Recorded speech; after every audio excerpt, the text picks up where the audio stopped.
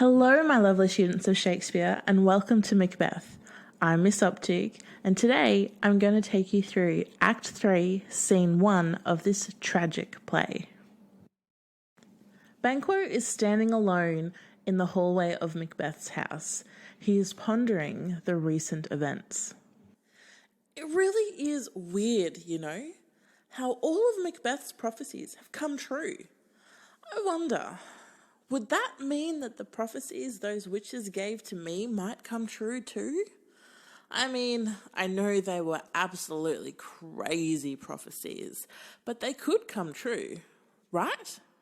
But I guess the real question should be, how did Macbeth's prophecies come true? You don't think, is it possible that did Macbeth kill the king? Macbeth enters, excited to see Banquo. Banquo, I hear that you're going for a ride this afternoon. Yes, I thought it might be nice to take Fleance out on a ride. So, the two of you are going together. How lovely. Are you going to ride your usual route, or are you changing it up this time? I think we'll take our usual route. That way we'll definitely be back in time for dinner. Sounds good. Enjoy your afternoon. Banquo leaves to go on a ride with his son. Oh my God. I think Banquo might be onto me, and I cannot have that. I have just gotten the thing that I have always wanted, to be king. I cannot let him take that away from me. No, I must get him out of the way so that he cannot tell anyone what those witches told me. And then, if I'm thinking about what the witches told me and what they have planned for me, I need to think about what they have planned for Banquo. They said he would father kings. That means that if I cannot let Banquo live, I cannot let his son, Fleance, live either. It might be horrific, but it is what I need to do. At that moment, two murderers enter the room. Gentlemen, it is so good to see you. Have you thought about what I said? My lord, yes, we thought about what you said about Banquo. If he is truly the one who murdered our good King Duncan, then we have no choice but to take out our revenge on him, just as you wished. Fabulous. I knew that you would be on the same page. Have you planned how to do it?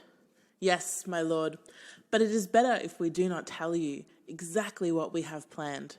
Otherwise, you might be implicated in his murder. Thank you both so much for looking out for me. But just before you go, I've had a thought. It's about Banquo's son. It would not be good for any of us if young Fleance were to survive his father's murder. Do you think you can help me out on that? The murderers agree. They both leave, going to kill Banquo and his son. Macbeth also leaves, going to greet his dinner guests. Banquo is curious about the circumstances around Duncan's murder. If we remember back to Act 1, Banquo is the only person outside of the Macbeth's marriage that knows about the prophecies, and therefore he is the only one who has reason to suspect that Macbeth murdered Duncan. We're starting to see Banquo's suspicions arising here, but he's not just wondering if Macbeth killed the king. He just breezes over that. Instead, he's more concerned about whether or not the witch's prophecies will come true for him as well. It's almost like he thinks that murdering the king is okay, so long as his son fathers the line of kings. But that's okay. Banquo can have all of the suspicions that he wants because he's not going to live long enough to do anything about it anyway. Once Banquo leaves Macbeth, two murderers come into the scene. Macbeth asks them to not only kill Banquo, but to kill Fleance too. For some reason, Macbeth does not seem to be okay with Banquo's children becoming king at some point in the future. This is possibly because Macbeth is not willing to accept that his own potential children won't inherit the throne, or because he doesn't want to let Banquo have the satisfaction of knowing that his prophecies have come true, or because he thinks that Banquo might have already told his son about the prophecies, and therefore he could have also told his son about his suspicions about Macbeth's involvement in Duncan's murder. What we do know, though, is that Macbeth has lied to the murderers about why they are being sent after Banquo in the first place. They think that they are killing the person who killed the king. Little do they know that it's all a con. Macbeth is using them to get rid of the only person left in existence who has reason to believe that he, Macbeth, killed the king.